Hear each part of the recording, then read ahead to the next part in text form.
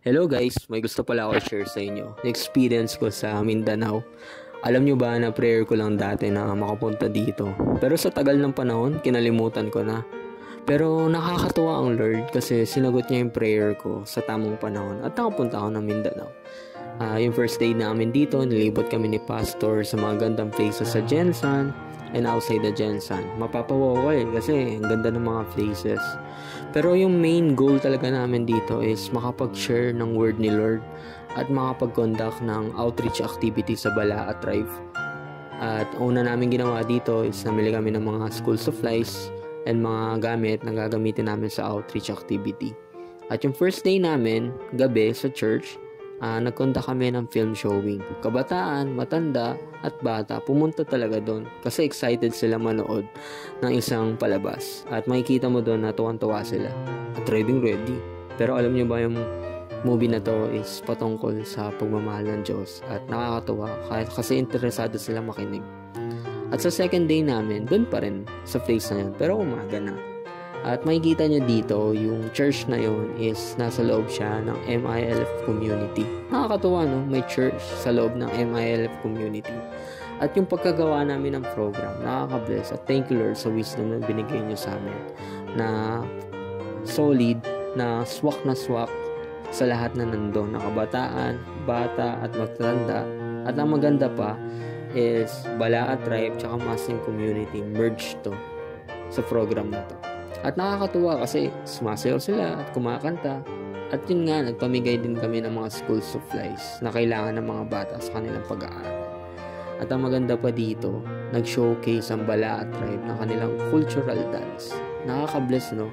Kasi ang galing ng Lord, yung pagkagawa niya sa atin, identity, iba-iba according sa kinalakihan natin at kultura natin. At nakakatuwa pa dito, dinala namin si Jollibee sa place na to.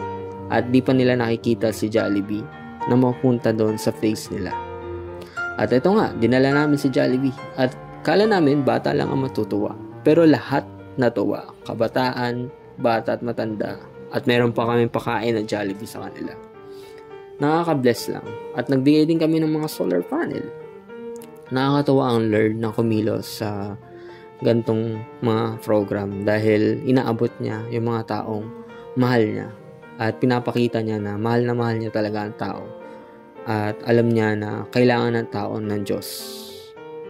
At sa third day namin, pumunta kami ng church at ito ang Sunday service doon pa rin sa place na yun. Pero ang nakaka-bless dito is pumunta kami sa place na naglakad na kasi nasira yung daan kasi umulan. At winelcome kami ng mga church member doon ng sobrang saya. At nakakatuwa pa dahil marami kaming mga nasaksihan na mga special number na present sa amin. At nakapag-preach din sa pastor ng mga message patungkol sa kabutihan ng Diyos. Pero may gusto akong i-share sa inyo na kung saan man kayo naroon at tinatawag din kayo ng Diyos sa inyong buhay, huwag kayong mag-atubili na i-follow si God sa buhay nyo. At naniniwala ako na tinawag ka niya kasi may purpose ka at mahal na mahal ka niya. At yung purpose niya sa'yo is gagamitin ka niya para ma-share din yung pagmamahal niya sa iba. Sa paligid mo na ikaw mismo na nakaramdam ng kanyang pagmamahal.